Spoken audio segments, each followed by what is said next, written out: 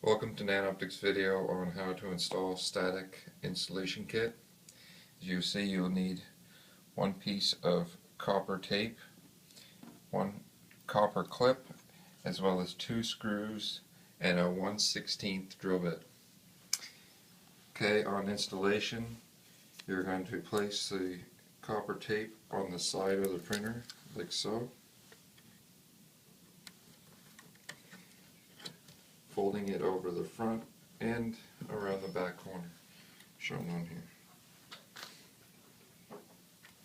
Then you'll peel the tape off the back of the copper clip and place it onto the static tape and pre-drill your hole with 2 screws. Simply then take a Phillips number 1 screwdriver and put the 2 screws in.